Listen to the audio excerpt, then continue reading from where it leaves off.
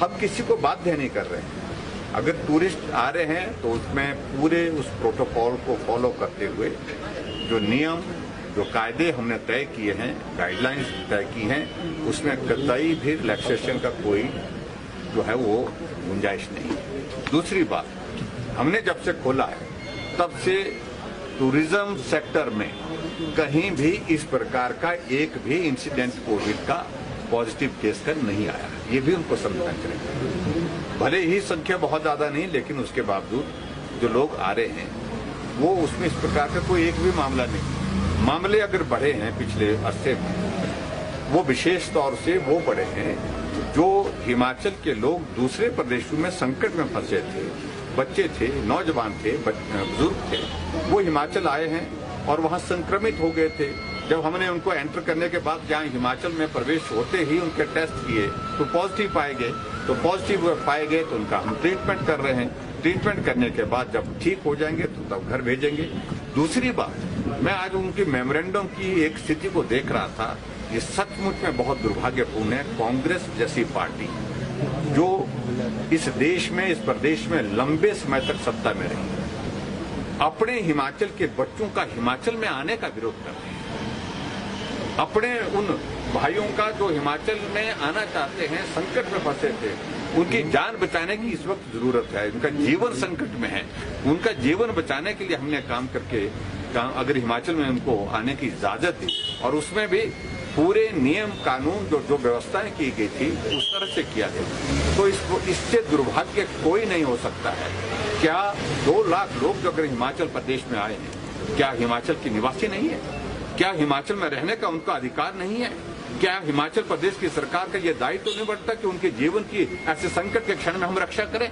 हमने वो किया है। हमने अपना नैतिक दायित्व निभाया है सरकार के स्तर पर, और सरकार के स्तर के साथ साथ में सामाजिक दृष्टि से भी ये मानवीय दृष्टिकोण है।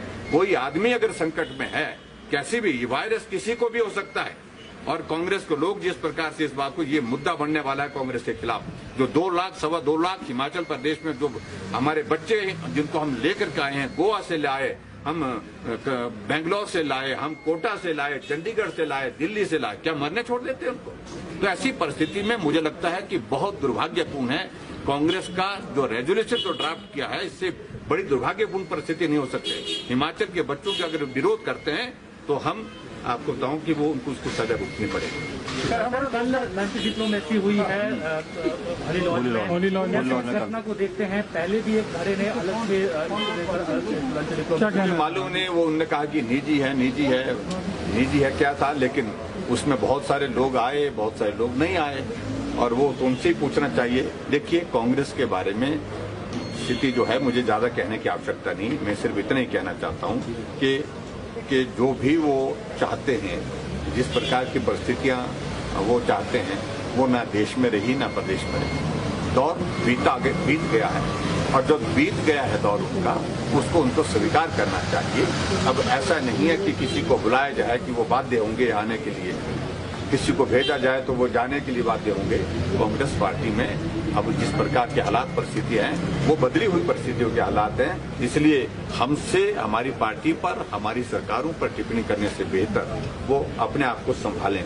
मुझे लगता है इतना ही ये रहा था कि सप्ताह प्रदेश अध्यक्ष और मंत्रिमंडल दोनों विस्तार होने हैं, कहाँ तक बात? देखिए, सरकार चल रही है, अच्छी तरह से चल रही है। हमने अभी बहुत सारे कार्यक्रम जो है वीडियो कॉन्फ्रेंस के माध्यम से उद्घाटन और शिलान्यास के शुरू कर दिए हैं, और जन संवाद शुरू किया है। बहुत सारी योजनाएं जो हमारे लाभार्थी हैं उनके साथ संवाद शुरू किया है, और उसके साथ जनता के साथ हम जो है बिल्कुल लगातार संवाद में हैं।